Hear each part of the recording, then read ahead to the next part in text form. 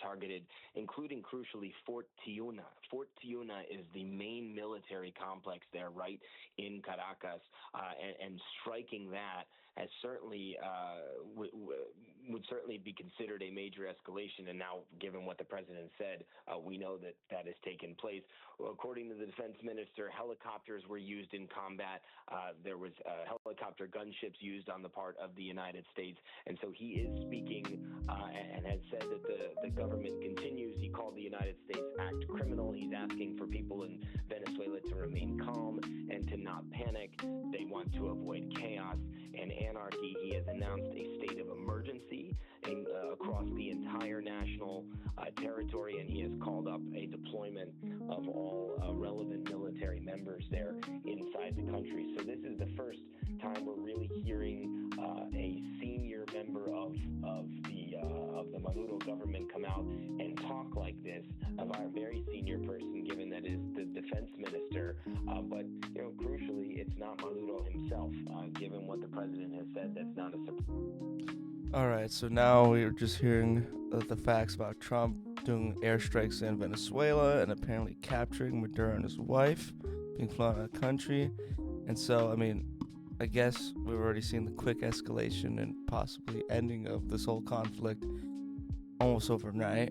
But regardless, I'm sure a lot of people on the MAGA, America First Party, America First side, or on the true side of MAGA, are almost thinking, oh yeah, how could you start another escalation, another war, just like with the escalation, the strikes on Iran earlier in the summer at the behest of Israel and all this stuff.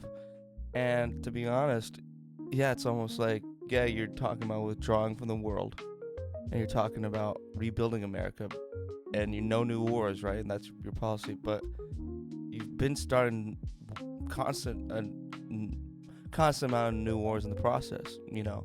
We say no new wars, and you're starting wars in Iran, behest of Israel.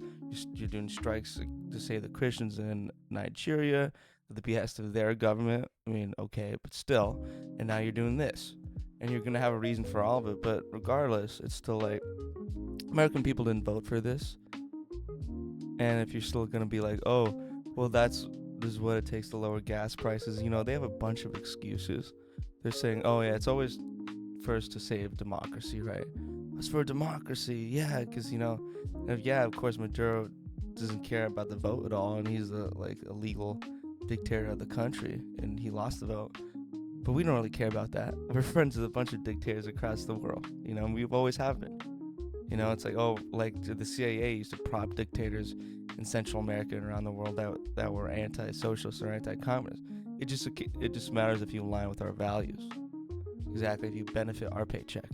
But that, saving democracy, which was the same playbook we used in the Middle East back in the early 2000s, that failed. People saw right through that shit. And then we were saying, oh yeah, well, the drug boats, we had to shoot down the drug boats, they're doing that. But then you just look at the facts.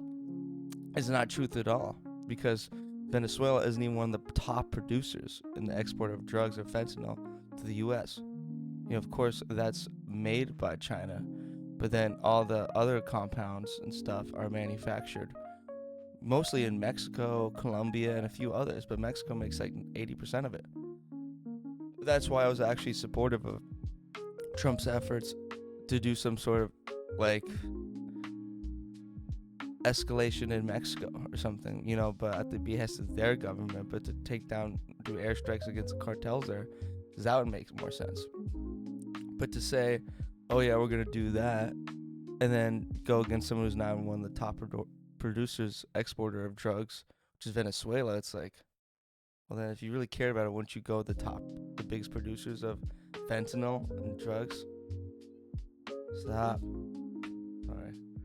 But yeah, so that, the democracy playbook fell apart.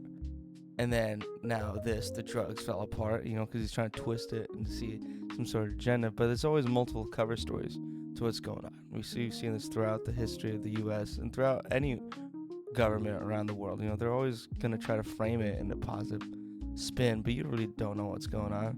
But as always, it's usually about the oil, unfortunately, and just resources. And, we did that in Iraq. We did that throughout the world. and it seems like we're here to strike again.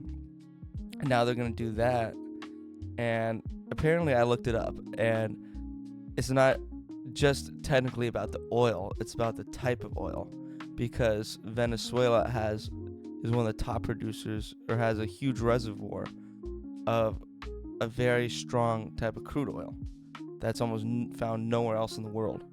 And apparently, that's the highest quality of oil that you can produce that's manufactured out of the crude oil, the best type of oil.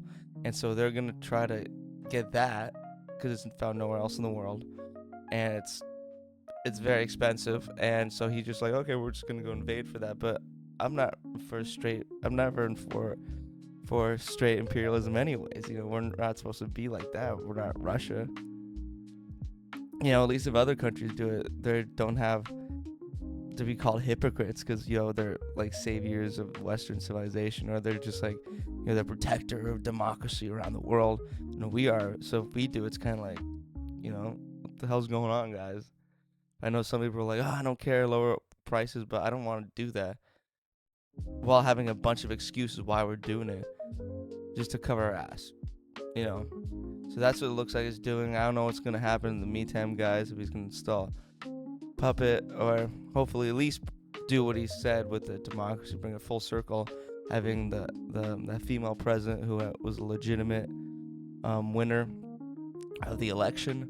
If she at least came and stepped in, okay, that'd at least be one thing, But like honestly, as beating Venezuela and stuff would almost just like allow people who get attacked in the strikes or their homes decimated, that would cause more warfare to be more warfare would cause more people to be sent our way, right?